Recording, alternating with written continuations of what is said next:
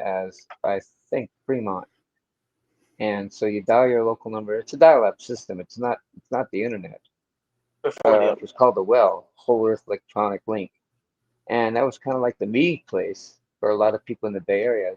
The original people who are now on the internet have started on the WELL. It was like the starting kickoff point for bringing people together. And the WELL got this system called PicoSpan. It's a to use pretty good privacy. What you do is you'd have to have everybody's key. So I would basically send everybody my key. It's called the public key. So anybody could send a message to me encrypted using my uh, public key. I would then use my secret key to read the message that was sent only to me. And this is also used for signing mail as well, because it kind of works in reverse. That's And right. that was the precursor to internet. The next, my time of getting access to internet was through a number of systems. There's Mnet in Ann Arbor, Michigan, and they had access to the internet. But in order for me to get out to Ann Arbor, Michigan, I'd have to call Ann Arbor on the phone. That was, of course, hideously expensive. Because phone calls back then were like, 20 cents a minute, something like that. Right. Right. It's a whole different landscape. When John started doing his work with programming and later looking at telephone stuff around that time, the system wasn't all fully documented. And where it was documented, it was not well understood and widely the rise and what's involved and what's next in the case of what if we're looking at the death of the internet. A brief recap: I'm Jdawg, founder of GBAMFS, and we're going to go right to Keir. Keir, maybe you want to. I leave it with you. What do you want to share with us? Well, given that John's talked about his initial experiences of networked computers, maybe I'd start with mine, which is in 1989 as an undergraduate at Cambridge. We had access to what was then the Joint Academic Network in the UK. So it wasn't connected to the internet, but it was a cross-UK network. And I was very much looking forward to, as an undergraduate, playing multi-user dungeons or MUDs. And I wasted far too much time late into the night playing these things in 89, 1991. Then Janet actually joined the internet, so connected up. This is what was happening around about that time. Different countries were connecting their networks, and the TCP/IP protocol was being established as the de facto networking protocol. And then when I was studying for my PhD, I think it was 93 or 94, somebody showed me Mosaic, the first web browser. And I was deeply unimpressed at the time. I thought, these are just these pages, gray pages with pictures of guys, a list of names of other people's pages that they linked to, and there really didn't seem to be much to it. It was actually a good lesson for me because I'd completely dismissed it the first time I saw it. And of course, now I dread to think the number of hours a day I spend looking at a web browser. But that was my initial introduction to the internet. And at that point, it was all still very much a kind of academic playground. You got an email address and access to the internet in the UK by being in academia. And then in the late 90s, you started getting internet service providers providing through dial-up modems access to the internet. And I think in the US, you had the same with AOL, was what brought it all online. But before then, More or less. but before then, the experience was very much if you were in a university or in a tech company, you would have access to the internet. If you weren't, then you didn't. And as a result, I think the atmosphere was very, very different. It was much more open, and it wasn't commercially oriented. I went and worked for Citrix Systems in the late 90s. So it's a thin client server company. That's where I learned about cryptography and network communications in practice rather than from an engineering course. And of course, then we had the dot-com boom. And that's Have you been using the PGP? Yes, we are curious about that. How do I use PGP? Well, I'm not using it at the moment. No, were you using PGP At the during time, that time? Yeah. Well, that's Zimmerman's Right. Yeah. encryption protocol. Relatively Yeah, new at the time, right? but I think you Quite needed new. to share your keys, right? Yeah, I'm aware of if they that. use But my question is to you is, were you in the UK actually using PGP? Yeah. That's my question. No, sorry, I didn't Okay. hear the question. No, we weren't. In fact, I can say that neither me nor any of my friends in the early to mid 90s were thinking about encryption at all. We were just kind of Right. putting it all out there. It was only in the Right. late 90s that I started getting concerned when I understood that it was possible. So I was a security Right. test Right. engineer at Citrix, and that was my first Right. introduction to the idea of internet privacy. And I mean, we were working on Diffie-Hellman key exchange implementations, Right. and RSA Diffie-Hellman and is where two computers kind of connect. Well, Diffie-Hellman is where you you put your key in a box and you lock it with a padlock, and you hand it to someone else, and they put it in a box and lock it with their padlock, and then they give it back to you, and you unlock your padlock, and then you give the box back Right. to them, and they unlock their padlock, and you know that nobody has got it in transit. So it's a key exchange protocol. Now, that's one of the many things. There was a lot with X509 certificates, but I don't think people want to dig into the technical details here. Sure. But I'm just saying it's a very different experience in the 90s, the internet. My So, experience anyway. Tremendously so. going back to my Good experience, to hear all that here. Very interesting stuff. going back to my experience on the internet, I never actually had true access to the internet because the well at that point was not connected to the internet.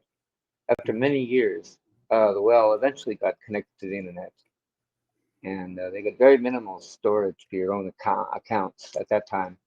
But before the well had access to the internet, I had access to another server, and that was called Netcom, Netcom. So, for instance, my addressing scheme was quite a bit different back then too. You had these called bang addresses, which is an exclamation point. So my email address was something like IHNP4, which is Indian Hills, New Jersey, a processor 4. It was just connected to the internet. And so to get to me, you'd have to go to IHNP4 and then an exclamation point and then bang, or and then well, and then bang crunch, where bang is the exclamation point. Right. So that would be my email address. Got it. But back then, Okay. back then before that, after that, we started using the @ accounts where you had host names.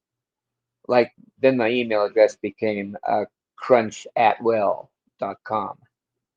And that now became it's a standard addressing scheme, moving away from the exclamation point. You have to have that routing of what's connectable when you're using the bang addresses. But when you're using the @ address, that's where they started using with the AOL. well, no, the DNS, dynamic name server. Right. And that's where you had a telephone type address. And you had to have a DNS server. The well had to have one, Netcom had to have one. Right. And so when you sent things through, then they started, the DNS became pretty much the de facto way of connecting to the internet. And back then, the biggest thing about privacy was that everybody had to have what they call a key escrow system operated by the government.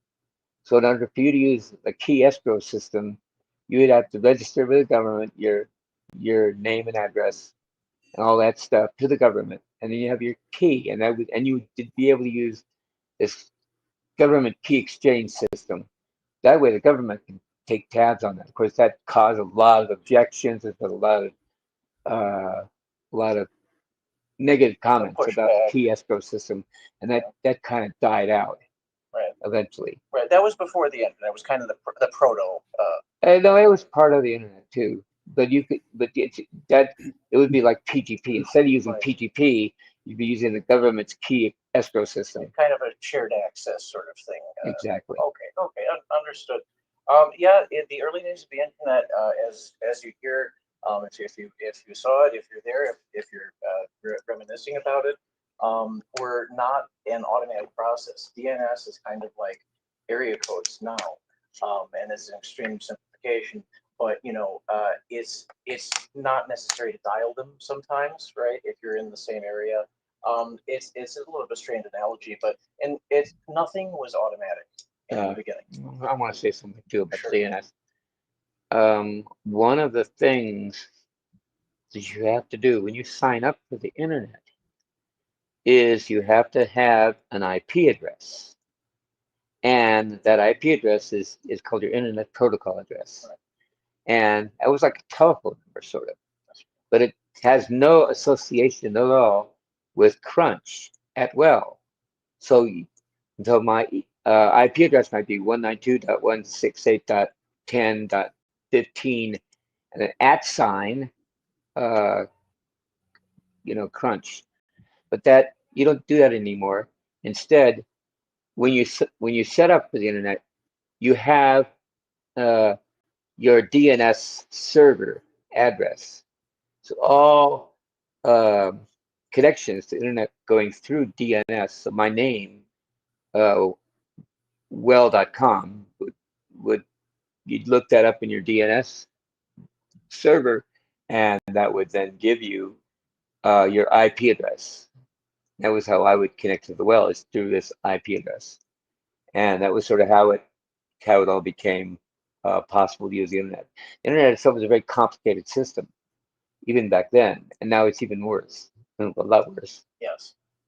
So now you have to have an ISP, an internet service provider, something like a utility. Yeah, exactly. Something like Rogers.com, which is a Canadian ISP. Mine was, I think mine was called, I don't even remember what it was, but never mind. Let's go on. All right. It's an excellent scope of background stuff that went into the what became the modern internet. Some of the things, like the key exchanges, were not maintained, and new and better systems, which arguably the commercial internet, commercial in terms of actually buying access, right? You just pay a monthly fee, not commercial necessarily in the commercial advertising, like the modern internet. One thing came before the other by far. But the internet has a long evolution, and it's been shaped by public feedback. I want to say something too. Yeah. The internet at that time, before 1990, was for academic use only.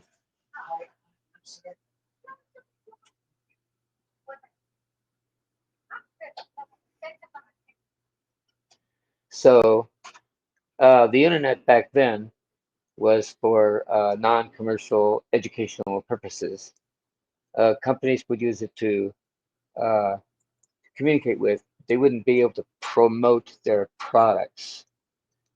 So in order for the internet to become public, they kind of like threw a switch. About 1990 was about the time the internet started becoming public. Now, from what I understand, in Germany, I was in Germany at that point, their internet had this thing called DATXP, DATEXP, and there was not an internet, but you'd connect to it and you would share all over Germany. A lot of users had millions and millions of users on DATXP, and so that was part of the internet. So I'm going to France try to had see a Minitel at the time as well. I'm going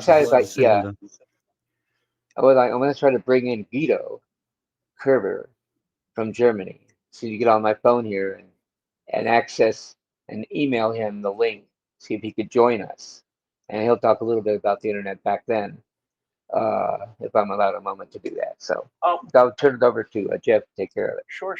Go ahead, Jeff. If I could just have your earpiece, grab that, and right this way we don't get crosstalk. Okay. So yeah, have at it if we can get him.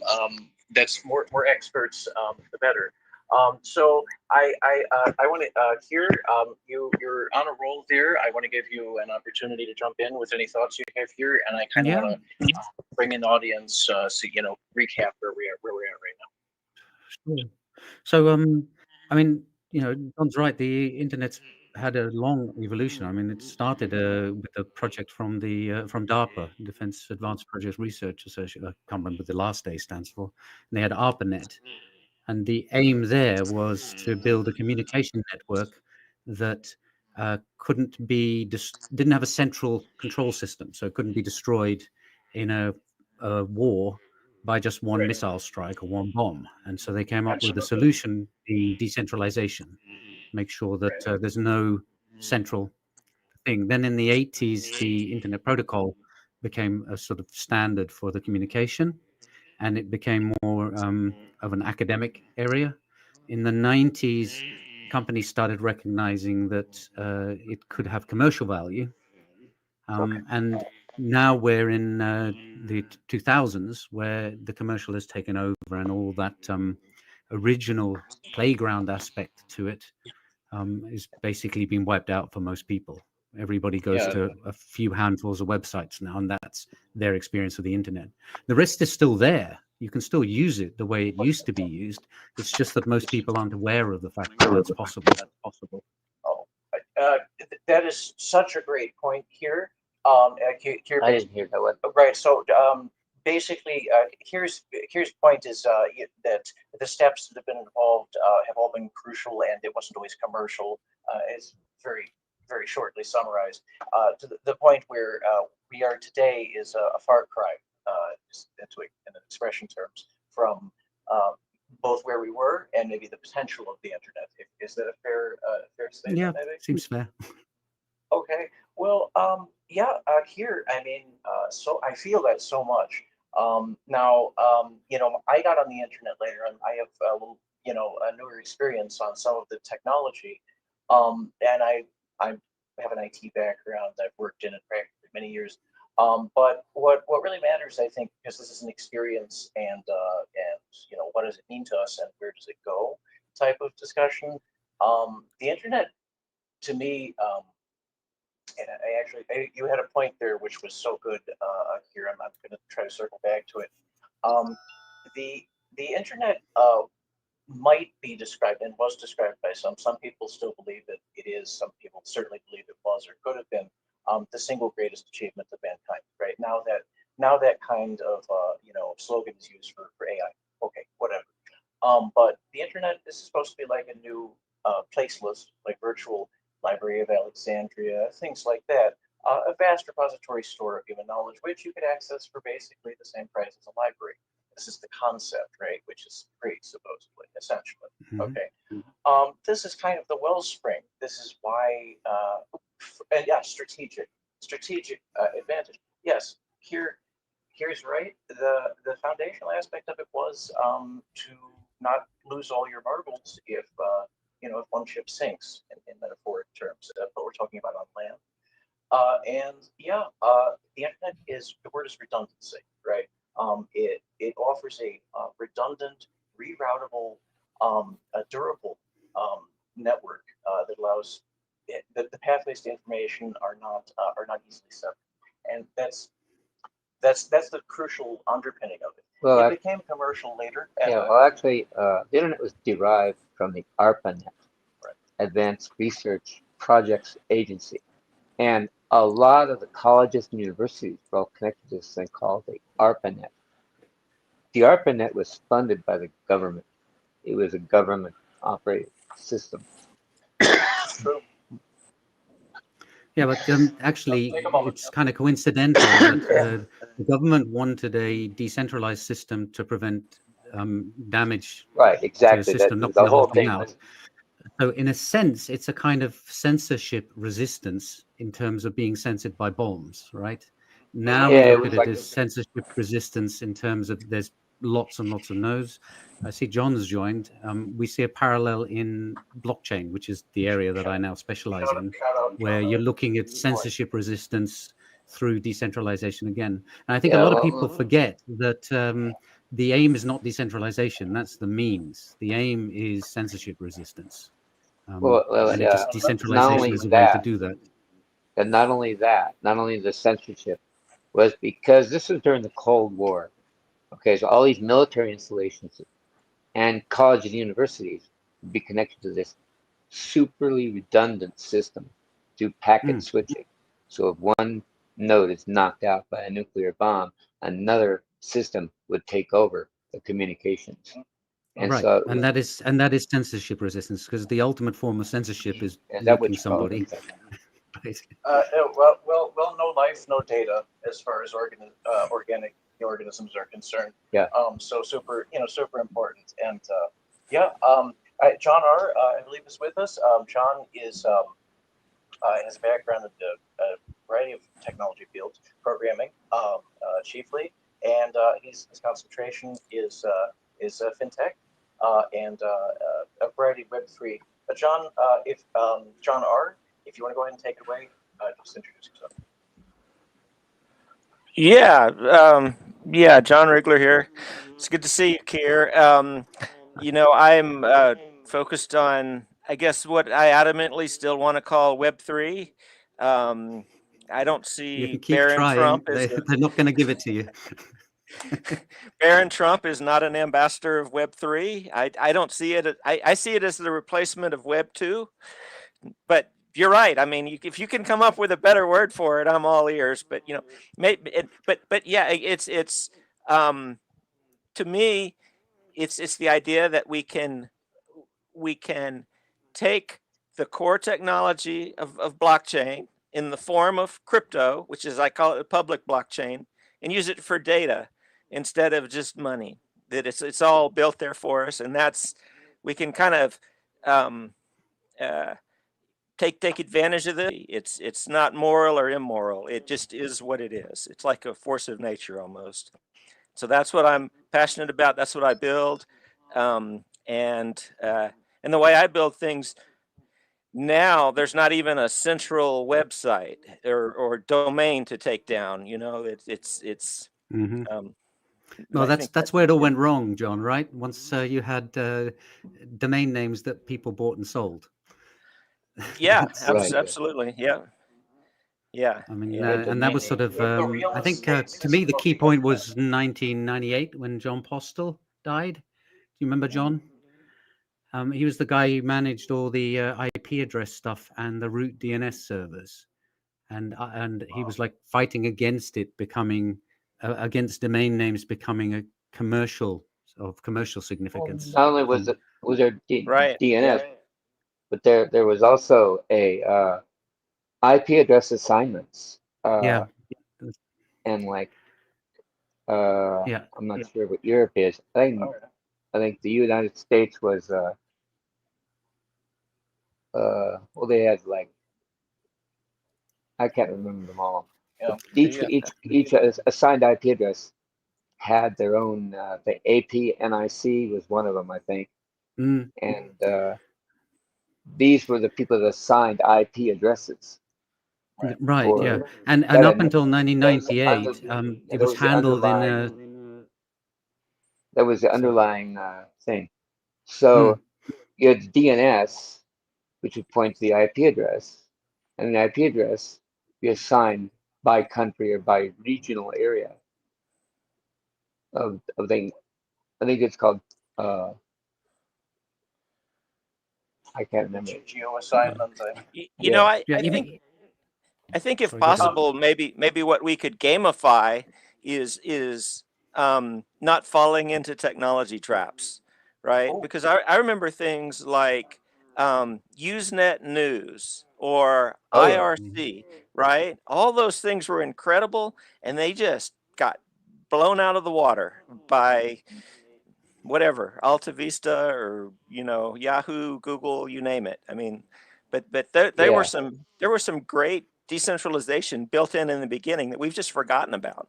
Yeah, but the thing is, they didn't make money, right? And we've moved more and more towards everything has to be about making money.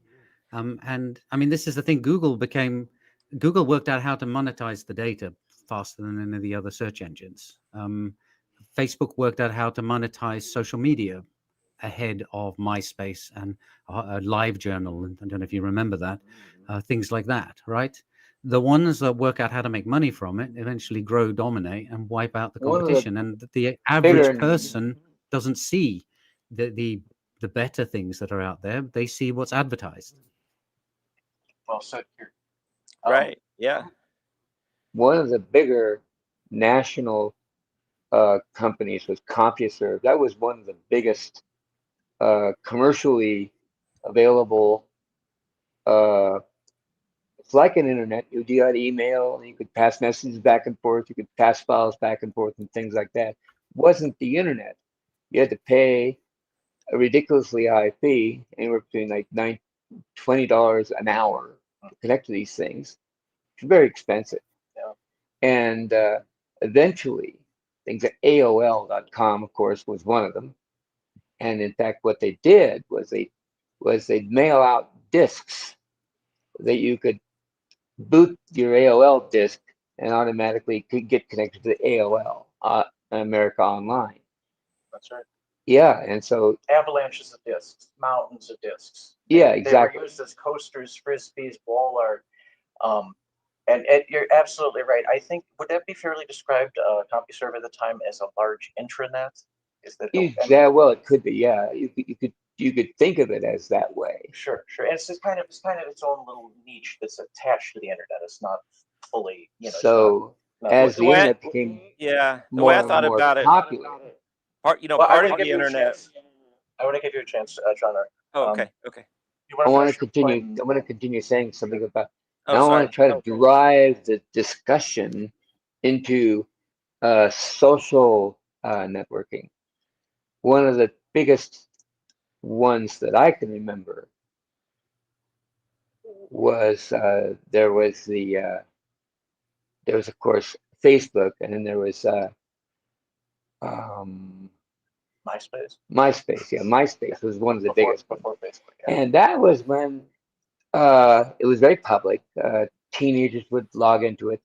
And this is where the internet became a little bit iffy because any your kid at home, and he has 15, 12 years old, whatever, gets on the internet, chats to his or her buddy, and they go to school, they trade, usernames, addresses, and Facebook came popular with, of course, sending your face over the internet. And that became very popular. It's the same, of course, with the other services that are out there. That's an excellent point, John. I'm definitely going to return to that point. I think you're absolutely onto something and right about that. John Rigler, how about we haven't heard from you yet about your journey into the beginning of the internet, whatever. If you want to give maybe some short stories or observations about how your experience was getting started with that, what it means. Sure. I mean, so when I started, we had some computers in school. We had the TRS-80 and an Apple II Plus, right? Then at home, I got the Apple IIe. I remember making a special trip to Houston to get a faster modem so that I could connect. At first, I connected to a service called a Software Tool and Die company. It was dial up, and I could read and I could download my email real fast and upload it. And they had just different. This was the time when you still had stuff like FidoNet, or you had all of these bulletin board systems, to connect to. The early message boards. Go ahead. Yeah, the Fido board. Right. Well, it's even more than a message board. I mean, there was software on there, but it was literally just somebody's computer at their house with a modem, right? Well, yeah, it was very. Let's let Sean continue. Come right back. Yeah. And and I guess what I was going to say about AOL, or I remember Prodigy. I saw those as part of the internet, but it was very obvious, like, that part of the internet was at the colleges, right? Like if you could get on with a college, then you had internet access. And I remember people that failed their classes while they were playing MUDs, right? These multi-user dungeons. And to me, and I didn't know anything about them, but to me it was like isn't this more important than what you were studying? I mean, it's like, Absolutely. So- That's why people got sucked into that and World of Warcraft later. You missed my intro where I talked about my first experiences with the internet being nearly screwing up my college degree because of MUDs. So true. I was this I've close lost to being kicked out at the end of my first year.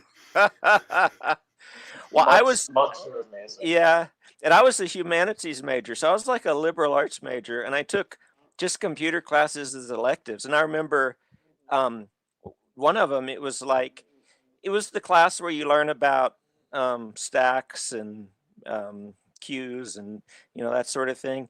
And I remember the teacher said, "Is there anybody here that's not a major?" And I knew not to raise my hand because I would have gotten kicked out of the class.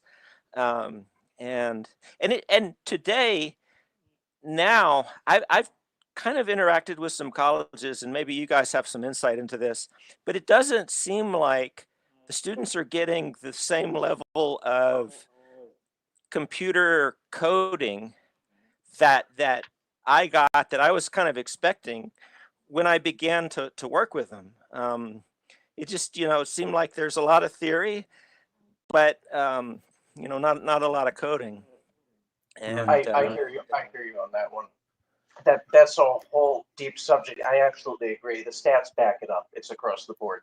John Draper, Well, please. I want to try to move the discussion in towards social networking as much as I can too. Sure. But back when the internet first started, of course, there was the social networking like MySpace and Facebook, and children now became possible for them to get on the internet. And so, even though their parents may sign up for the internet provider, whatever that is, then what they can do is they get on the internet too, and they talk to their buddies. But then some undesirables started getting on the internet, predators and stuff like that, would make contacts with these children, and that became a big political issue. In fact, if I remember, there was a TV program on called Catch a Predator. That's a little more recent. It's a little more It's recent. more recent, yeah. But I'm trying to drive into why these new draconian laws are now becoming enacted. Right. Where the UK actually was leading the whole charge. And of course, as far as the UK government is concerned, I think they're very anal as far as that goes. But they're now trying to get people to. I mean, the UK's got a huge, vast communication CCTV system. Everywhere you go in the UK, you're on a CCTV. In fact, they've got a TV program out now.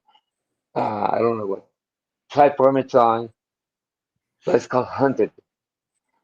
And the goal, it's like they got 20 participants, which have been casted into this TV program or TV show, where your object of the game is to totally be not connected to the internet or anything like that. So what you do Unplug. is you try to unplug yourself from what they call the grid.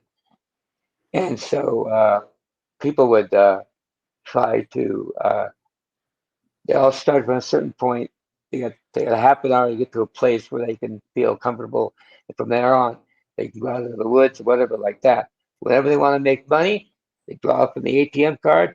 It's instantly recorded. They have this system where you're driving along the highway. They take a picture of your license plates. Mhm.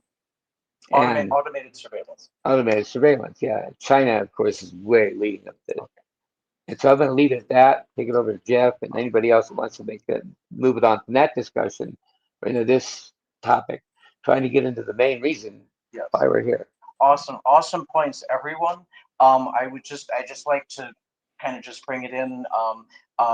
Everyone's made excellent points and actually connected points. The internet is the people who are on it. I think in different ways that's been expressed. like repeatedly, and we're all in agreement on that point. At one point in time, the internet was very different, and it wasn't just technically different. It was the people that were there, and it went into education. It went into how they access the internet and what they came on the internet for, and that's evolved.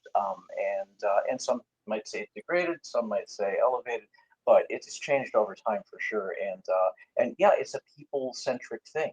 The internet is not just a series of tubes and machines and protocols, although that's very fascinating. I love that stuff, but it's people, and that's that's the at the end of the day, that's the concern that I believe we should keep at the fore when we talk about engineering anything or designing anything.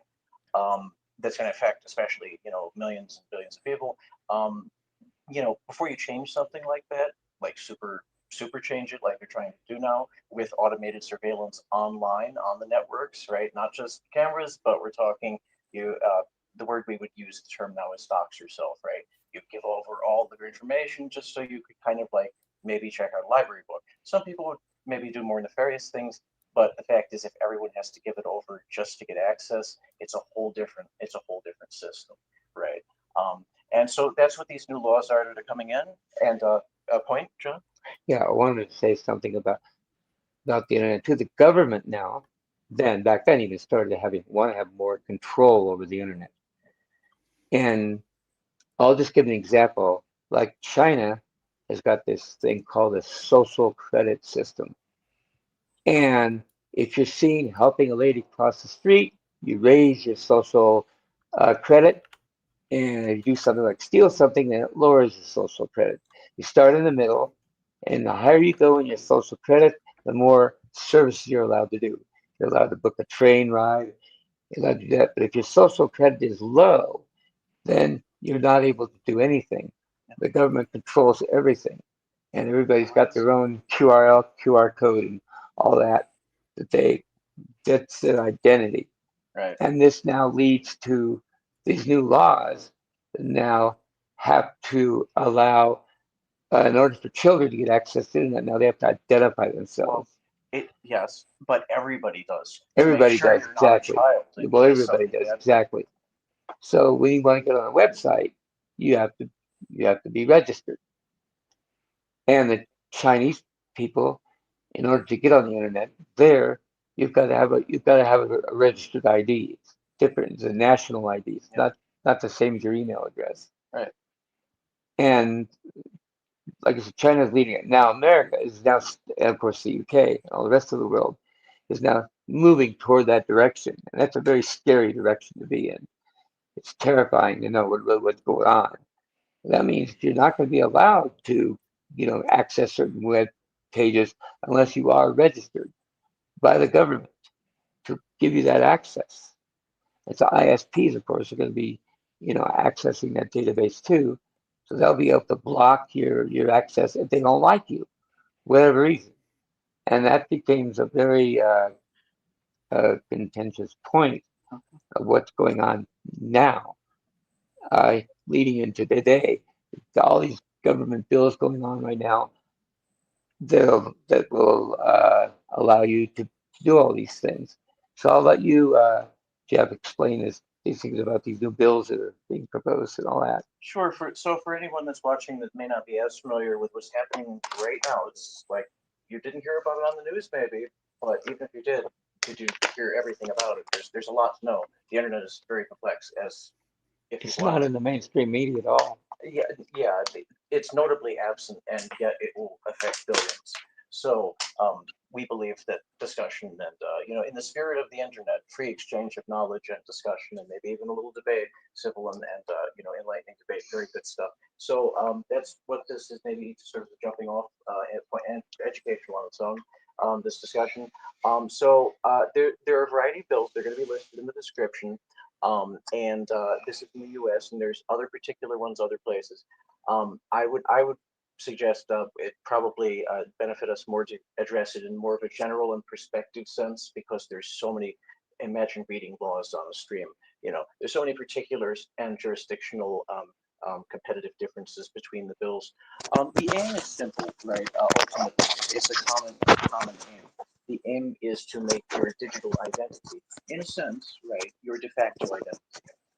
And that carries with it potentially implications of, untoward and coercive use of that information, right? So I'm gonna open it up here. Bullet points more would be my suggested focus, but come on in, Keir or John Rigler. I'll have a turn. You me? I think I'm going to toss it to one of those gentlemen. Okay. Right now. Go ahead. Well, we can Oh, probably and- take turns because we have a lot of very similar insights and opinions. Well, I've got Yes. something. And if I could ask, Studio, could you give us a read on the time? Just so I wish we had more time on this, but there's so much to discuss. So You go ahead, John Rigler. Well, Okay. I guess what I would say is the reason it a lot of this all started with Bitcoin, long before Bitcoin became something to trade, right?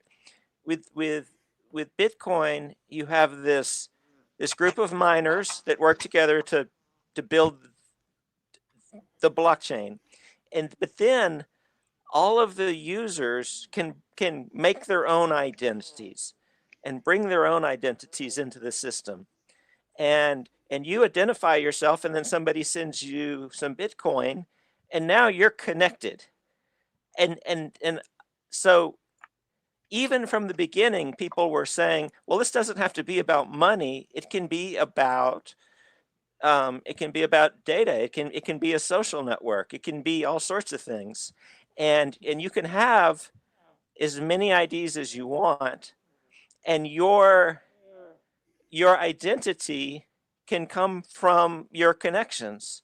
Like, I mean, I remember, Keir, you used to have, when you had your faucet for Rinkeby, right? I remember I could probably spot you that ID if I saw it in a lineup, right? The ID that you used to post, I'm like, that's Keir. Or I could go look at the ledger and see, oh, he did this and this, so that's how so some of us are already connected in this way that and I'm just trying to bring more people to the party, Absolutely, there are technical ways of having an emergent or contextual identity, even online, and that's what John's saying. Well, let me make one more comment about the blockchain. The blockchain is nothing more than a national ledger. Anything you do, any transaction you make, whether it's going to get data, give data out to the internet, or whatever, is controlled by the blockchain. So it knows how much money you have. It knows everything about you. Blockchain is addressable by what they call a wallet. Okay, I got. That's fine. I got you. What Crunch is, what John is expressing, is that well, firstly, there are multiple blockchains, but the bigger ones are more centralizing. Okay, in part based to regulation, and I really love where you're going with this, John Rigler. I think at least between us, we're probably kind of one similar spirit on the potential, if not the practical application of it. Love it. However, our audience may not be on the technical. They may or may not. Right? Yeah. Fully embrace it, like we're ready to do.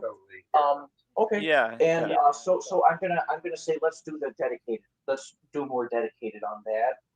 And we're gonna get to the design stuff. I definitely hear your enthusiasm in the last segment. I think here, if you want to take it away for a little bit, and Studio, can you jump in and message one of we need to have a beat on time just to confirm. Here, take it away, please. Okay. Well, I mean, you were talking about censorship, right? For example, in China with the social credit system, and of course they've had the Great Chinese Firewall for quite some time, where the government restricts what you can and cannot see. And we're seeing in the West a movement towards that kind of approach too. And it always comes in the same guise. They always say, we want to catch criminals and we want to protect children. And nobody can argue against that. You can't, well, unless you're a particularly vile person, your approach is that, yes, we want to protect our children. We don't want criminality. And we accept that we need certain structures in place to ensure that we're protected against these things. The issue is looking at what measures governments are proposing to achieve these aims and how they could be subverted by a future government. And that's the thing that the average person forgets about, is that the thing that today protects you, tomorrow means that you're on a list. And you wake up one day and find that you're no longer in the group that are protected. You're now in the group that is persecuted for something that we now look at and say, well, this is perfectly acceptable. And you have no idea as an individual whether you're going to be on one of these lists in the future or not. You may lead an entirely happy life without being persecuted, or you may find out one day that something as ridiculous as I like having pineapple and jalapenos on pizza is against the great leader's opinion, and now you're going to be persecuted for that. I'm giving an extreme, silly example, but quite frankly, the reasons for which various governments have persecuted various groups of people in society, in my eyes, look equally stupid. And it's the question of overreach. When they pass these bills and try to put in structures in place that bring in censorship, we have to be really, really careful about what we accept, because the future ramifications of those decisions could be disastrous. And I don't want my children growing up in a world where they are completely tracked and the government knows everything about them, because I don't know what a future government will be like. And the way that a country's government acts can shift so amazingly quickly. It's not like it just creeps up on you like, a frog boiling in water. You can wake up from one day to the next and find that you thought you were in a perfectly rational society, and now you're in a country where all the power is wielded by a group of people who you don't understand, and as far as you're concerned, are not acting rationally at all. So that's my worry, because we saw some of the possibilities of the internet as regards helping people act against a tyrannical government in things like the Arab Spring. It seemed to then be crunched down on, and you don't see that kind of news anymore, where the internet allowed dissidents within a corrupt regime to do something about that regime. And I think we're moving more and more towards a society where governments have more and more control and we have less and less. And I think we should be worried about that, because the fight for hundreds of years has been in the opposite direction, that we're looking to have more freedom as individuals from authority. That's the way I see it at the moment anyway. And I find it very worrying. Well, it's interesting. Earlier we were talking about the kind of the irony, or the issue that we had all these really neat things, but they didn't last because they didn't make money. Yet, in my mind, when you introduce that middleman who's going to be making money, they're going to be the first ones to censor you. And sometimes they don't even have a choice, Well, they may be forced into it commercially. They may be forced into it through the government. I mean, again, one of the things we're seeing is companies are very keen on cozying up to the current regime in power. I'm thinking of particular photographs of a bunch of CEOs with a certain leader here that were prominent in the news in your country a while back. So much in my country. Well, let's not go into the specifics, but I mean, I think in a sense it's kind of a natural evolution, given the approach we've taken to the way societies should work in the West, right? We've since the Reagan years, we've become more and more focused on a commercial capitalist approach to how society runs, and we've dismantled a lot of social structures and the idea of community. And now it seems like nationality, for example, is more a matter of a rallying cry and a tribalism approach than any kind of attempt to actually help each other within a particular geographical area. And this is what I find so interesting about the internet and blockchain, is seeing them go through the same sort of changes.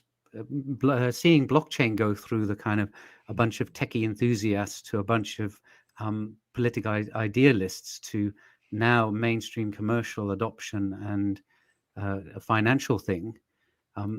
It's exactly the same as we saw with the internet, just condensed because things move quicker into a 15-year period rather than a 50-year period. And there's so many parallels, right down to this kind of being based initially on decentralization, right? And then we see that kind of collapse because it's not serving the purpose of the commercial approach anymore. But they keep the things that are useful for them, and they get rid of the things that were useful for all of us. Right. Yeah. Yeah. It's natural. That's how they're going to work. If it's a competitive system, and it's what's so sad to see blockchain sliding is that it used to be about making the pie bigger, so that your slice became bigger, and it's converting back to who can get the biggest slice of the pie and forget about baking a bigger one. But it's not surprising. So I guess maybe we shouldn't feel too sad about it. Maybe it's just baked into the way human beings are, and some people are. The majority are that way, and the few of us who actually want something, have an idea of a better world, well, they're a plague farm bill, then that's their choice. And at least the remaining 5% who are interested in something, more than that, can still use those tools. And this is the fact: you can still use the internet the way it was used in the 80s and 90s, and you can still use blockchain the way that Nakamoto envisaged it, or the way that you're envisaging it. Absolutely. Yeah. Mm-hmm. Yeah. So it's not all doom and gloom. No, it's just kind of rather dark. Well, I think another thing that I find intriguing about all this, and why sometimes I use some really interesting language, like like beyond morality, right? Mm-hmm. Because it doesn't matter. I mean, in some ways, it doesn't matter what we think. The blockchain isn't going to stop in certain ways, right? Mm-hmm. It's going to keep going on. Well, as long as there's enough incentive for the individual nodes to keep running. It's going to keep going on, and it's going to keep. But some people are running them out of the goodness of their heart. I mean, I'm running a node in my basement, and I'm not doing it because I'm expecting to make any money. And I have a miner. I don't expect to win anything with it, but I know that it's there. And if there are enough people like me, then together, despite not being in a pool and not making a fortune, maybe we can keep it 30% decentralized and 30% censorship free, and the other 70%, well, they can do what they want. And there's this whole currency that I talk about all the time, and it's Digibyte, and there's nothing super special about it, but it's just sort of one that I like. I like the energy. It's been going for a long time. It's not the greatest. It's not the first. But the transactions are cheap. I can do my little tricks. And you're sure it's never going to sell out? What would that mean? What would that look like? Well, if I it could does, give an there's example. Ravencoin. There'll always be another one to hop onto, or you start your own one. Although I know, exactly, that starting your own chain is quite hard. You may remember the Kidney and Father Bean chain, right? Yeah. But I mean, I knew one that was called Crystal Coin, which was started by a teenager in Austria, and it was just meant to run a mobile, was the idea behind it, and it was chugging along quite happily. And then suddenly it got bought up by some company, because they were looking around for a blockchain to buy, and the attitude of the community was enough of them said, yeah, sure, have it. And they did well personally, and that was the end of that one, right? But as you say, there's always another one. This is the issue we have with the internet, is that it's so ubiquitous now. There's so much equipment out there. There's so much software. It's a good thing that TCP/IP is not under the thumb of any particular organization, because at least we have that foundation, and HTTP. But of course, we're stuck now with the fact that on top of that are the applications in the form of Google and Facebook and Microsoft. and most people can't get out from underneath them. So, Right. you know, Yeah, and that's I can't convince anybody else in my family to run Linux on their machine, for example. right. Yeah. Yeah. But they keep asking me to correct. sort out the problems they have with their Windows machine.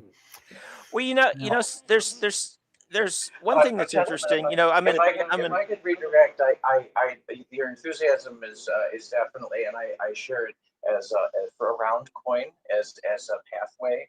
It is a major one. I actually specifically, I'll say I think data is an intriguing aspect of how blockchains function, John. So I mean, this is definitely an area that is ripe with further resources that we can look at. In terms of a direction of possible resolution to over centralization, censorship, things like that. I would like to give John Draper another opportunity to speak, and let's shift into that. I think we absolutely. Okay, then we bring in these large companies like Apple, Microsoft. These, of course, are the companies that build and make these applications, which, of course, now have become, as well as mobile ones, the mobile phones and smartphones became available, like the iPhone and the Android and all that stuff. And Android was more of an open source system. It was based on Unix. But actually, so was iPhone. But that was a fundamental operating system. Even the Macintosh came out, of course, with the Macintosh OS. The basic operating system that's actually underneath the Mac OS was Linux. And at that point, Linux was the BSD Linux. And then, of course, there was the current Linux out there too. There was OpenBSD, and there was what are some of the Linux distros that are out there now? Well, Red Hat and SUSE. Yeah, all that stuff. Yeah. So there was these three basic fundamental operating systems out there. There was the Mac OS, and there was IBM PC, and any form of Linux. But just a little bit before the iPhone came out, then the Amiga came out, and it was more of a game kind of computer. But it had an operating system, a disk operating system. You could write code for it. Most of the operating system, the code running on the Amiga, was of course the C languages that were out there, and there were several different C languages that are available on the Amiga. Of course, on the Mac, in order for you to write a program on the Mac, you had to have a Lisa, another computer system far more expensive than the Mac, running Pascal. So you would develop your Mac programs on a Lisa, where you're using the Pascal language. Then what it would do is it would basically move that program onto the Mac with a serial port. And the Mac, of course, had got several different serial ports out there. They have this Mac networking system, which was often used to transport code from the Amiga to the Mac for developers. Then eventually Mac also had its own native programming language, like the Manx, MANXC. Then there was ThinkC, THINK, ThinkC. And ThinkC was really good because it was much faster. It avoided the linking process. Linking process was pretty fast. Whereas normal C programs, you have to have you run your compiler. Your compiler runs it, compiles it into a different intermediate code, and then that intermediate code has to be linked to all the other modules in your program to make things. Anyway, that's how programming works. So I'll leave that at that point because it's getting in more into complex things. Yeah, I think just capping on what you said, John, is a lot of the fundamental interconnecting technologies, whether they're software or hardware, and we talk about industry standards. Maybe I think HDMI is a commercial one. But you know, we have DisplayPort, which I'm over the moon about. That's a personal endorsement. And that's open, right? So cooperation and interoperability, right? I think these things kind of they underpin the maybe the ethos of the internet. One thing I might want to comment on was to connect your Macintosh or your computer. You have all these different connectors and plugs. Then eventually they decided to make everything standard. Therefore, they came out with this thing called the USB, the Universal Serial Port, or USB, Universal Serial Bus. And they have USB 1, and they have USB 2. And now everybody goes by USB 2. The Macintosh, of course, always has to be different. And they come out with this thing called the Firewire. Yeah. That's for disk operating systems. They use Firewire for that. But then there was the new one, the new Mac computer, the new Mac cables for plugging your iPhone in there. What are those called? I know exactly. I think that the underlying point is it's proprietary and kind of closed off, which helps the company, and there's a profit thing which goes on, which is what it is. But it's and they want to sell their adapters. They want to sell their cables. Right. They're going to charge a lot for those cables because then they got you captured. Yes. And now once the USB started coming out, machines became more connectable. You connect the Windows to a Mac. Right. You connect, all these different computers are all the same. And you got all these different peripherals that connect to the USB. Like you got your camera, your microphone, any kind of device you want to use. We always use a USB of sorts. Right. And that's where I wanted to direct it to as far as connectivity between the different Macs, different machines, IBM, Windows, Mac, whatever, now become more standard. And that's good. Yeah. That's a good thing. It went that way so much. Is it going the wrong way? Are we going the opposite way now where it's going to get closed off? And I think we're seeing that. Gentlemen, where do you stand on that? Is the internet getting closed off and sawed up? Is it getting chopped up? Is it becoming the splinter net? Is it a done deal? And what are our alternatives? I want to talk a little bit about. Okay. I'm going to step away.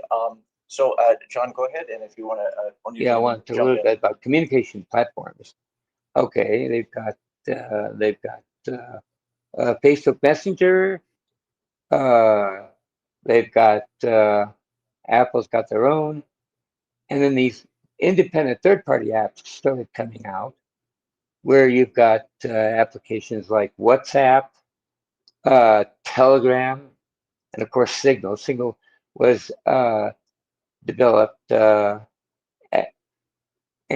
kind of driven by Edward Snowden, who originally leaked the NSA documents back in 2013, I think it was. And that's where Edward Snowden broke the whole thing about internet. All of a sudden, everybody started encrypting. Before Edward Snowden's revelations came out, everything was unencrypted. I mean, everything, pretty much, your messages, your mail, was all unencrypted. And now you've got these other mail servers coming out now, which are encrypted. Mail servers like, I'll let you guys fill that in what they are.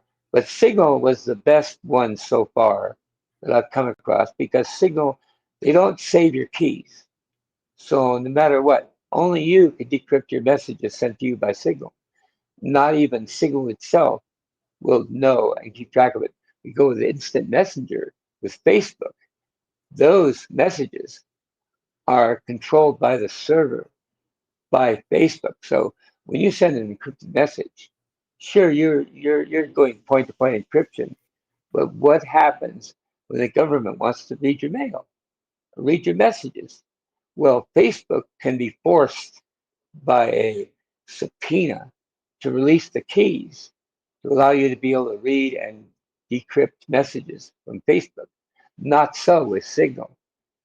Even Apple, of course, had got a lot of pressure due to several different things going on. There was the killing in San Bernardino and the killer's iPhone.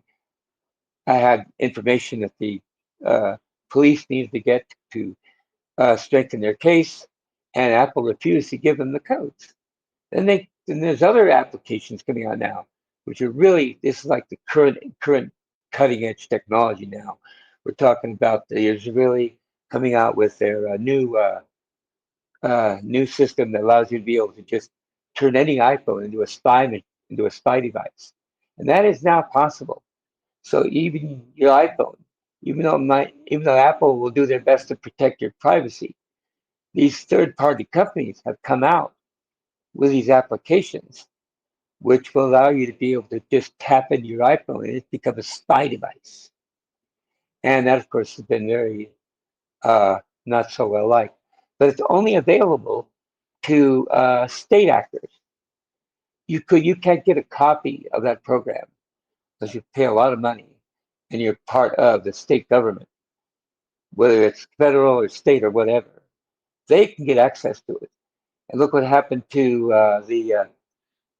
the Saudi Arabian person went into the Turkish embassy. His phone was being tapped. They knew he was going into the Turkish embassy, and that's where they dusted him. That's where they offed him because they knew where he was. Jamal Khashoggi. Exactly. So what happens is right now your iPhone is your tracking device. They know where you're at. They know whatever. But when you first log in to your network, your iPhone will make a connection to your iPhone tower. But if you're not using your iPhone will ping its location to the nearest tower. So when you make a call at a cellular network, you will go through that cell point. And that cell point knows who you are because you made previously calls on the network. When you move from cell to cell, your phone will ping to the different cells. Even though you're not using your phone, they can still track you, but they can't tap your conversation. But once you make that call and you establish the call, you call a phone number, that information is being sent to British Telecom, whatever you're using, and so they have that. Now they've got the call, and now they have this new system. Kind of big. Let me kind of digress back a little bit. When the phone system worked, they used something called in-band signaling. And this is what I became famous for the Captain Crunch whistle, was using a blue box to make a call because they were using signaling systems that was on the same wire pair that you're talking on. And that, of course, got changed over to the CCIS signaling now, which became part of the newer SS7 signaling, which became popular for that with the phones. And it's the SS7 signaling that you can get access to. You can actually buy access to SS7. And when you do that, you have total tracking ability. But now with SS7, they're putting filters on it. So when you're in this garden of very closed community system, you can't get into it anymore.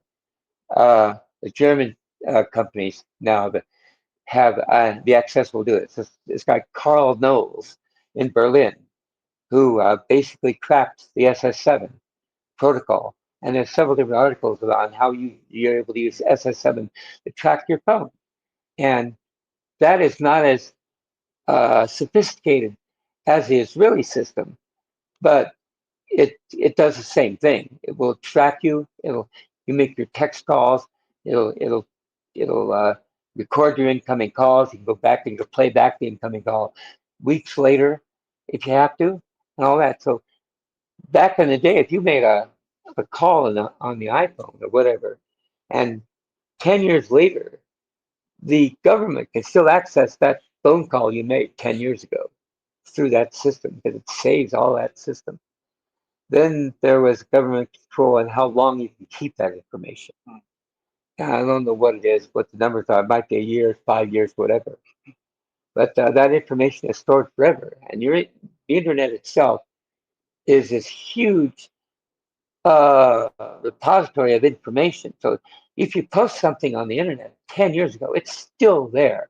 It's not going away.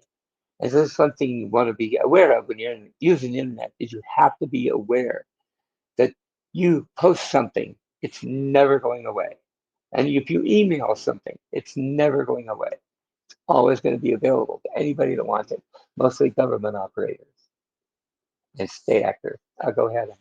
Excellent point. Excellent point, Sol. Who's next? A follow up to that. I'm not getting Hello? anything. Okay. I'm not getting anything. Okay. Let's. This does happen. Can you? Yeah. One of these batteries might have. The batteries might have gone. What's the actual time here? Is it 11? It's almost 11. Okay. All right. So we do have some time, but.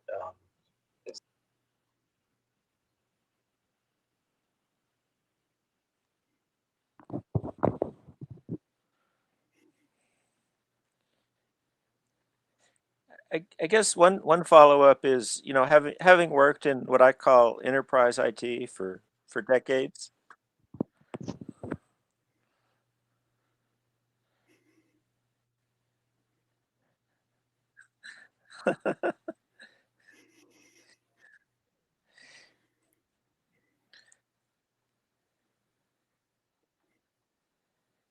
We can hear you.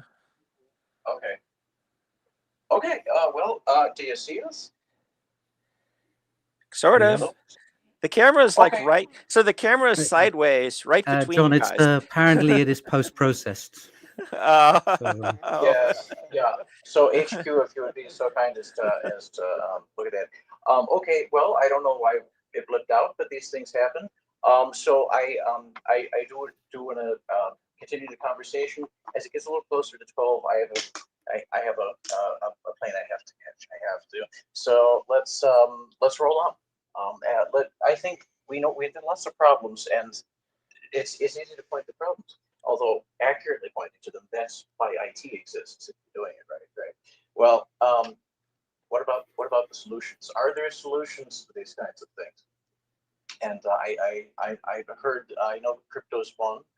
I think, John, you might have some alternative, some maybe more rooted in the fundamental technologies, radio, telephony. What kind of solutions might you have in mind, or anyone else want to? Well, one of the systems that were being talked about and being used is it's called Meshtastic. It is a mesh networking system, very, very popular in the UK. It uses very low power through what is called the LoRa, which is a long range, very low power data transmission. It was in the US, it's 915 megahertz. In the UK and the European, it's 800 and something. I forget what it is. But these are very low powered transmitting devices. And you go down to, you can order a Meshtastic unit for like, 30 or 40 bucks. And you can connect to your partner and your neighbor. It does not use the internet at all. There you go. Or organic homebrew networking. It's how the internet began, although a little more organized, but still similar scale, right? One machine at a time. And there is What an if- interesting comm system called Rapid Radio, which is getting very popular as well. Okay. All right. John Riggler. Yeah. What if since this is the theme here is gaming, right? What if instead of this is how I always see things, instead of creating some game in some traditional gaming universe run by some company, why can't we just gamify all of this with everything stuck in there, like mesh, like LoRa network, blockchain, technology that's secure by design. There's so many things that I experienced working in IT in for these big banks and big companies. There's so many things that we took for granted, just the way we do things, that the general public doesn't know about. We've had encryption for as long as I can remember. Mm-hmm. And Yeah, all of that can be gamified into something cool and secure and exciting. I really think you're onto something. I really think you're onto something there, John. And Keir spoke about this a little bit too. And boy, aren't MUDs addictive? you know what, if there's a gamification aspect to raising awareness about, you know, privacy consciousness or not leaving, you know, extra digital footprints everywhere, if there's an incentive structure to be, you know, data conscious and ethical in how you use data, right, and access it and this sort of thing. I think, you know, I think that has potential to do good. Now, as in the social credit system, there's, you know, some overarching structure. One example case, right? That's one example where it may be used to compete that. And any tool maybe, right? You say, I think John, the phrase is beyond morality or something like that, right? Well, it's like it's a tool is a tool. It's how it's used. Fundamentally, a tool is just it's a neutral thing. It's the wielder that determines its utility, the nature of the utility obtained. And so it is with the internet, right? And you know, the internet, on balance, if we looked at it from a, you know, more good to bad, the internet's always been a boon. I mean, it's benefit for mankind, humankind, and it's just now it's like there's all these toll booths everywhere and all these roadblocks, and you got, you know, all kinds of things. You got cookies tracking and everything else, and then now we have, you know, they want to Firewalls. Firewalls, but all walled gardens and proprietary, you know, proprietary. This is kind of the thing. A little segue, but it's an important point. And you raised the point actually, John. Vertical integration, right? It's determined how businesses are structured. But you know, when you make the device and you make the app and you own the service, and heck, maybe you have an interest in the transmission lines or whatever they are, satellites, whatever. You got that's a massive concentration of power. Are we still on? I gotta uplift here. Hello? I tried to hit Yeah. the pair button. But like with Yeah, the LoRa there you go, Victoria. example, Oh, that's shit. decentralized, right? Yeah, I don't. Am I still on? Did you hit it again? Well, you see, John, I don't Put think it that again. building Put a it again. new physical Hold on. infrastructure is the solution. I think I hear. Well, I think it can all flow together, you know. Well, I mean, if you want to do it as a hobby, I'm not going to stop you. But Yeah, we yeah, have yeah. the only entry, Right, the yeah, entry yeah. to enter onto the internet. If we're just talking about TCP/IP, right? There's this Right, yeah, massive yeah. global network of TCP/IP enabled machines. You need to pay an ISP to connect, right? So a mobile phone provider, for Right, example. yeah. If you get blocked on one, you switch to another one, or have multiple ones. If the aim is to build a completely free network, well, that's going to require people to run it completely for free. If it takes off, it'll just get taken over again. So I think that there's, I guess in my mind, there's a way to monetize this that we just can't see yet, that I think I can describe. mhm. But like when I Win-win scenarios, right? Yeah. yeah, No, but I'm when just sort I of interact, you know, it's like oh, I'm sorry, go ahead. No, it's okay. You finish. When I in my mind, right? When I interact, I send you, Keir, a little tiny bit of crypto in whatever, is it base or whatever. And then there's a little message in there. And then everybody else sees that, and that makes you look cooler.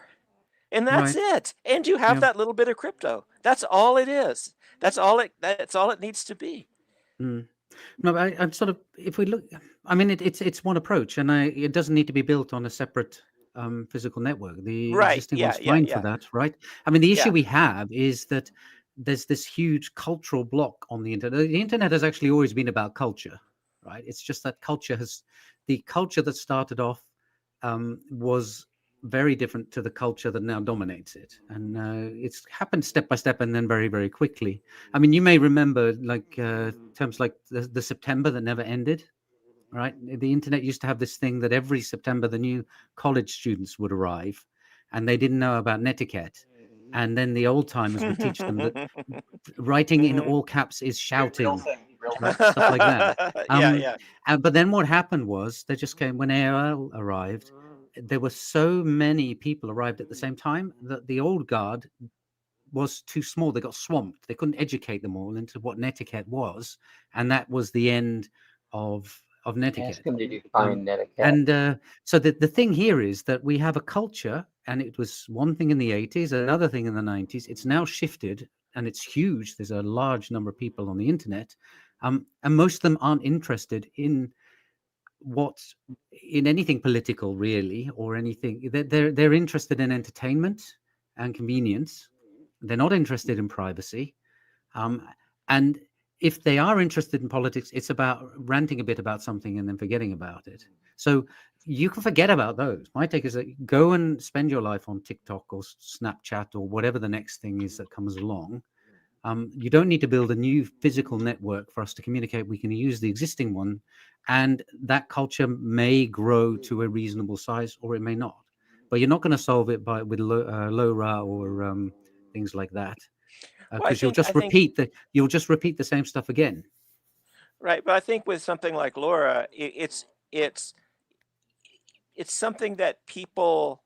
If It's the something internet that ever goes down, it's a thing that people can buy and invest time into and learn about and code, and then and it ties you to your locality too, right? Because then you have to go find, like, I know when I was in Dallas, there was a guy that was he was interested in LoRa and wanted to send stuff, and so I just see it as, hey, why can't we just hook that into this thing we already have going?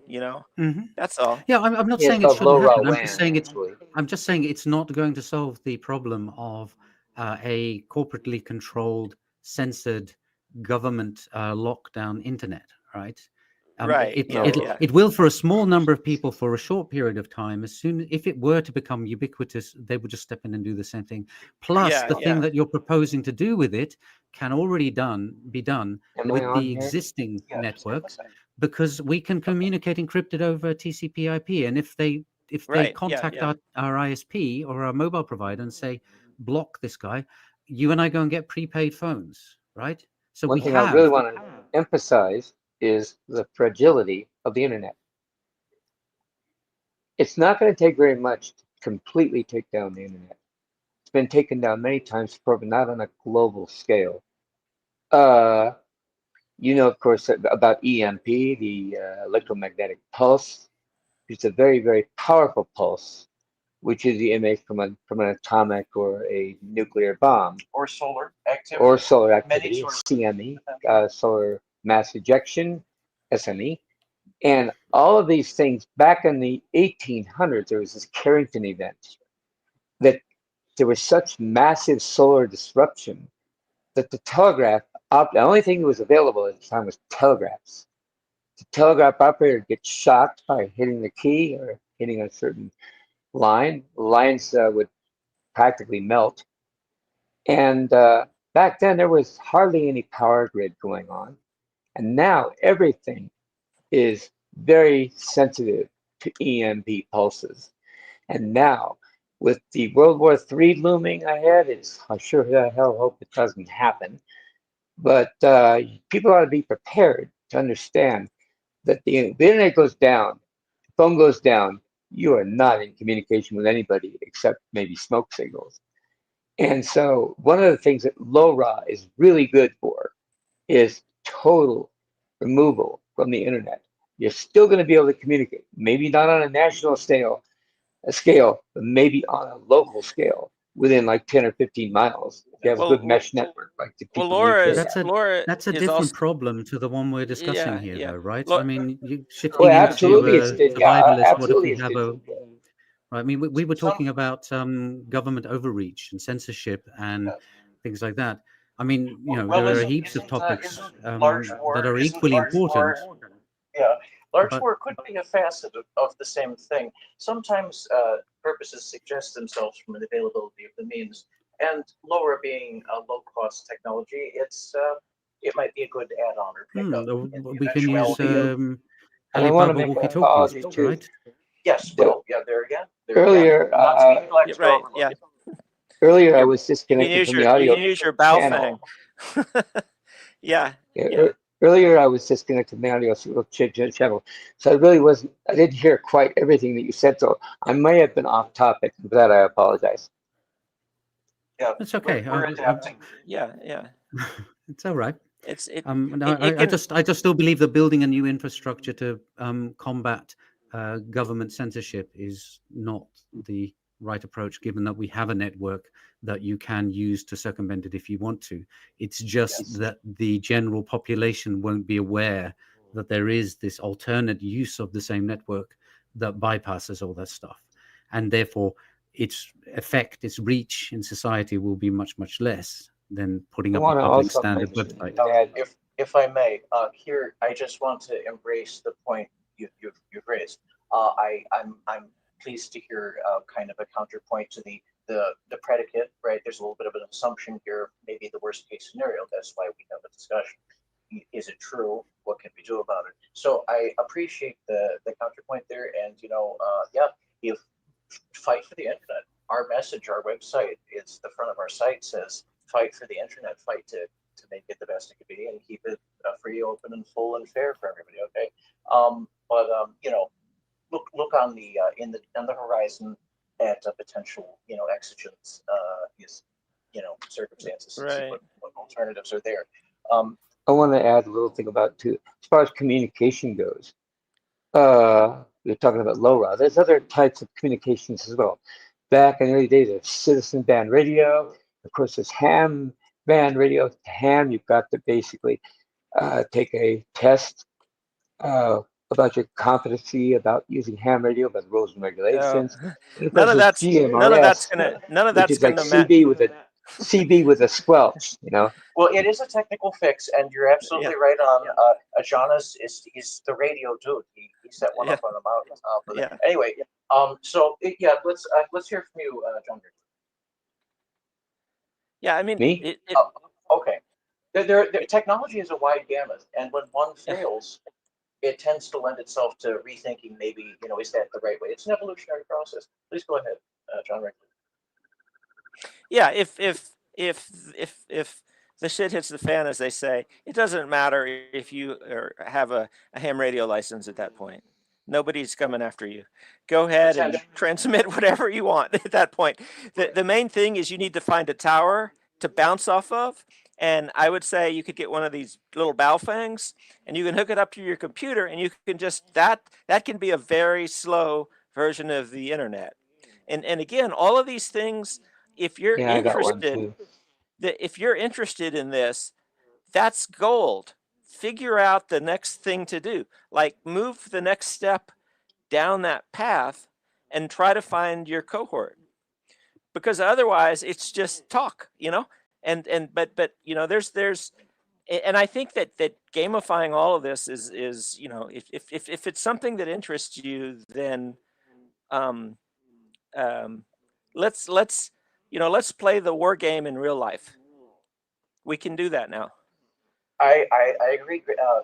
Entertainment and education are by far not mutually exclusive. And if you look in terms of human development, look into it, the most formative kinds, well, there's entertainment and it's educational. And speaking of entertainment, I want to say, of course, the biggest thing about entertainment is YouTube, and anybody can now become a TV station. Then they have all these different YouTube influencers out there. Used to be. Used to be. Not to say it's all bad, but the YouTube Yeah, is it used not to what be, it but was. it's going to change. YouTube has got a very strict censorship policy already. That's it. And there's all these different YouTube out there, like Joe Rogan, which has become very, very famous because he's a very, very famous podcaster. He's what's called an influencer. Okay. And so they become more popular than NBC, CBS. I mean, these major media companies are now becoming kind of swamped by YouTube. And whenever I want to watch, get interesting about the war in Ukraine, there's many different YouTube channels I can go to. And one of the things, just really quick on touch on this, is ground news. They basically aggregate all the news together, and you make your own opinion about what is fake news and what's not fake news. A good inadvertent plug. I know you're just a fan. So no, there's a lot of options, but they're winnowing. And what's happening? YouTube actually is reincorporating the local, whether by mandate or other inducement, we don't know. YouTube in the UK, the US, other places, is bringing back in local stations, right? Like local TV news, the national channels broadcast, and they're starting to promote that over some of the more indie and organic, we might say, content. So it is on so many fronts. This is we're all geeks here. If you've listened to this, you listen to any part of this, there's some big nerdiness happening here, and we've seen things in tech. All of us have, and the fact is, there's so much going on. You could spend every day, all day, every day, just researching all the changes, and a lot of them, whether they're like top down or they're organic things that just are happening, they spell they point a bad direction for the future path, even very near term of the internet. So I definitely think I agree with both of you, essentially here and John Regular. I think engagement and outreach and principled, forthright approaches are going to be that's standard operating. That's proper procedure. That's how it should be done. And in the alternative cases, we should always be able to look at what resources are available that we really in a pinch, of Hellfang or whatever radio, may be an option. And smoke signals, that's tried and true. But what about lasers? A laser pointer can still be seen from a great distance. And there again, laser communication protocols, which are very touchy, right? They're very sensitive and hard to maintain. But there's lots of options. I posit we should not consign ourselves or resign ourselves to existing infrastructure just because of perhaps misplaced nostalgia or the convenience of it. As a counterpoint, I think both views have merits.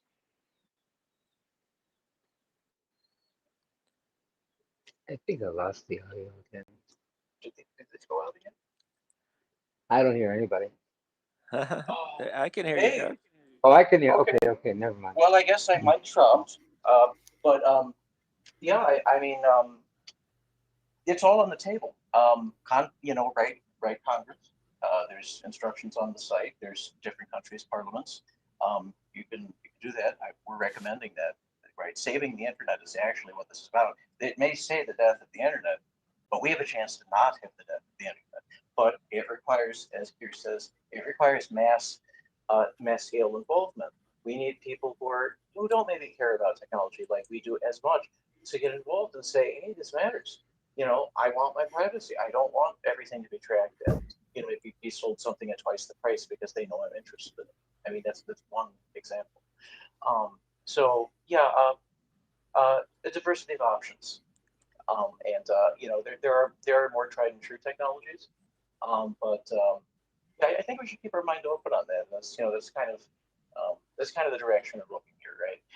If there's a log jam, the whole principle underlying the internet is you go around it, and if the internet itself becomes a vehicle of obstruction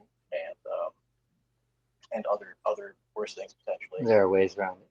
there are ways around it, and we have to give them a look to at some point, or maybe you should just because it's worth knowing about. Well, it's I don't know. Keir's in Finland, and it's really great to be able to do this. And if there was a time where we couldn't talk like this for whatever reason, then I would want a contingency before that happens.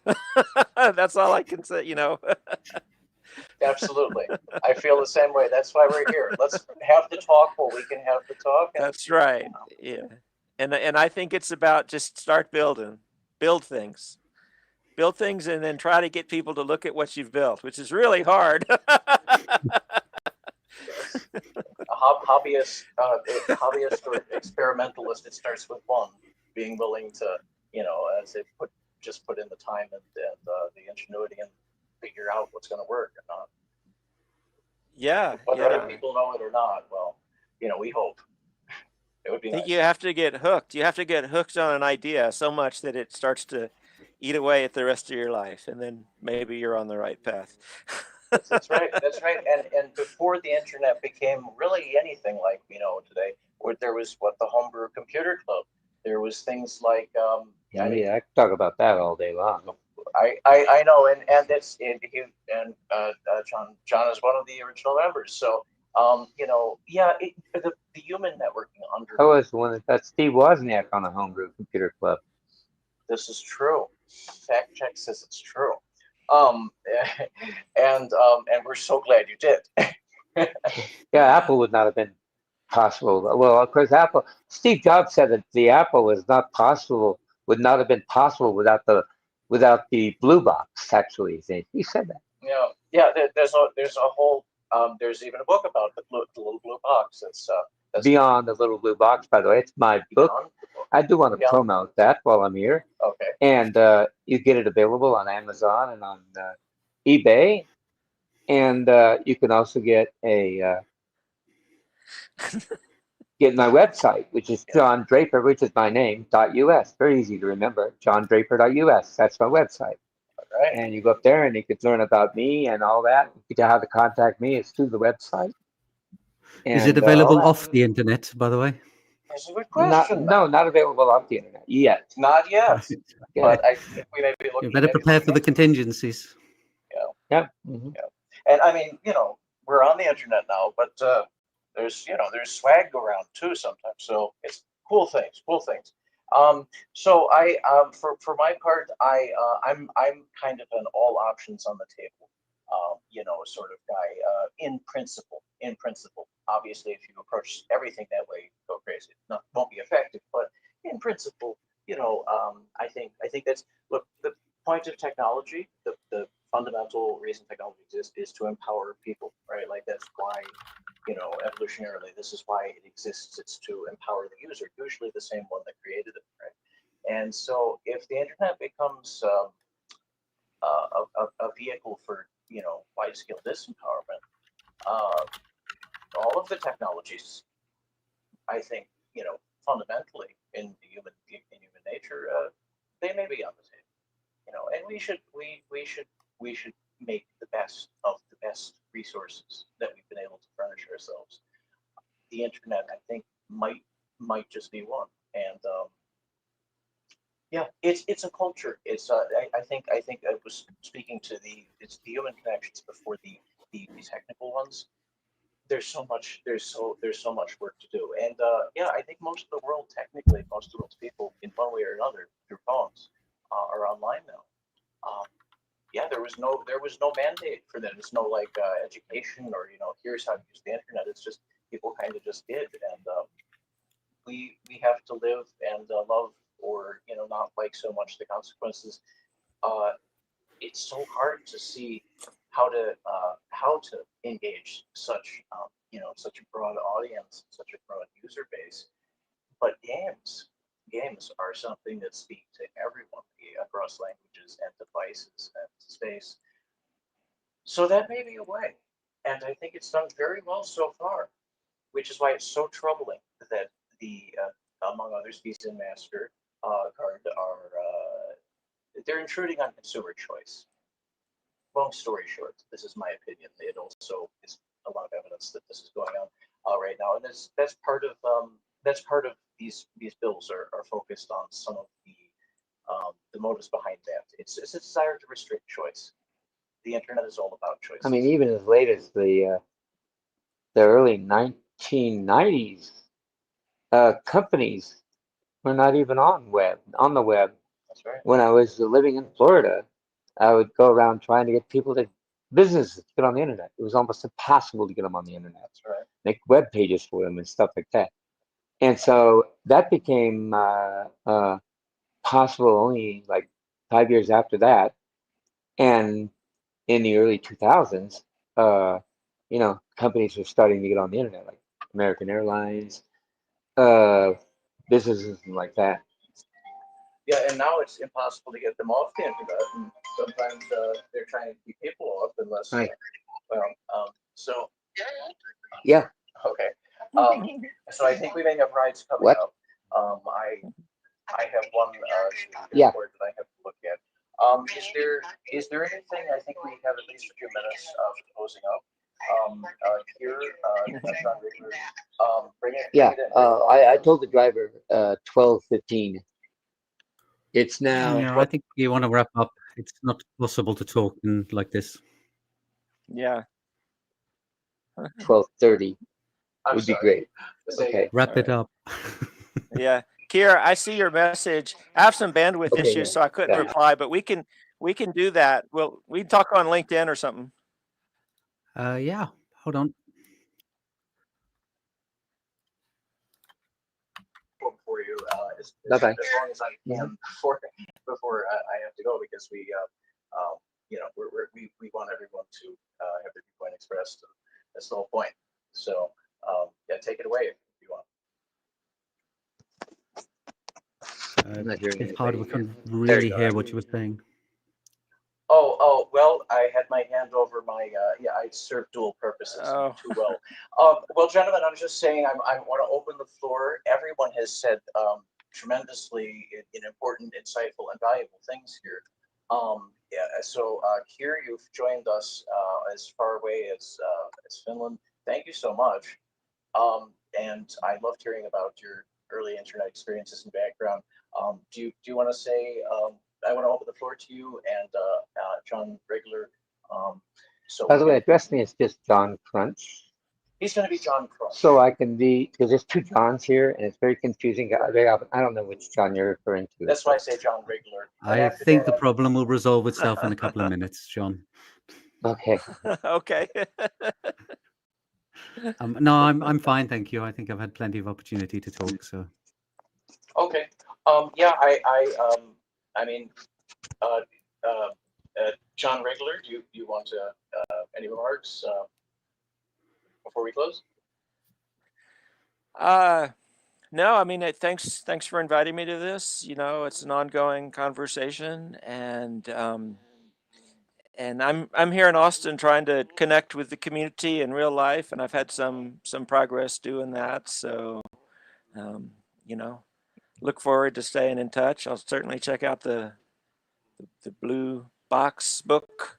You know, so sounds good. Yeah, some great history there, and John is you know, I wish I had more time for all of us, because it's always a fun reminisce when it comes to something like this. I would say more, but I would just gush about how much I love the internet. Right? I'm very grateful to have that you all decided to join me on this. And yeah, DeFi and gamification are going to be a mainline the mainstream game industry, because they're already looking at it. It should be for everybody. It should be for everybody, because yeah, games speak to the human spirit, and the internet serves human curiosity. So hopefully we don't take those for granted. That's something we should never do. Right? We don't want to lose that. Sometimes you don't know what you've lost until you don't have it anymore. And the internet is going to really be one of those things if it happens. So I encourage everyone to pay attention, learn more about it, explore your favorite technologies, invest your time and other resources wisely. And know that the government is going above and beyond the Call of Duty to monitor and control people.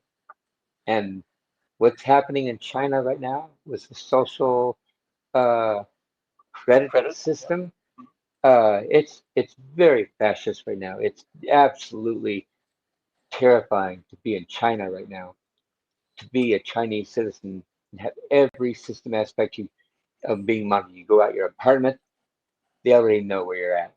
They have your picture, they know where you're going, they know where you're driving, they know everything about you. And if you're being seen doing something that's not with the social norms, then your social credit will go down and you're punished for it severely. Thank God it's not like North Korea right now. They don't even have the internet. That latter point, I'm going to emphatically agree with you. On the former, everyone is entitled to their viewpoint. I think there's a lot of merit in what you say, and also it's maybe more common than people think, that sort of thing, and the direction things are going. So maybe pay attention to things other than TikToks, because they're paying attention to what TikToks Yeah. you look at. Get on TikTok. The Chinese CCP will have you. Yeah. Well, I think that's a fair point to close it on. Lots of avenues to pursue to make it better and keep the good stuff we got. It includes video games, access to knowledge, free banking, and personal, decisions. That includes travel and association. All the things that we value that are enshrined artifactually in the technological marvel that is the internet. To blow it up a little, like it's cool. We shouldn't let it go by the wayside, for no reason or any reason at all. Yeah, just pay attention to what the government is doing. Yeah, and your fellow citizens and local people. Actually, that's another thing. The internet, it started local. And be democratic and vote for your favorite politician. Oh, and that too. On that note, I really thank all of you for joining me on this, and I'm glad to join and to speak with you on this. I wish we had a whole lot longer, but the internet allowed this for now, and we brought the energy, and I'm really glad we had to talk. Thank you all again. So, All right, thank you. All right. Thank you. Have a good one, John, and have a great one, Keir. Have a good one. And have a All safe right, trip. Yeah, we're gonna sign off. yeah. Yeah. Take care, All y'all. right. Just remember to get up on my website, learn a little bit about me and what I do. I think you're going to really be impressed, because I've been doing a lot of stuff with AI right now. I mean, of course, you got the Chat GPT and all that stuff. That's future stuff. We'll talk about that Not another only day. the commercial internet speaking here, but the cool internet this man knows what he's talking about. All right, y'all. GBAMFS out. The Brethren Signal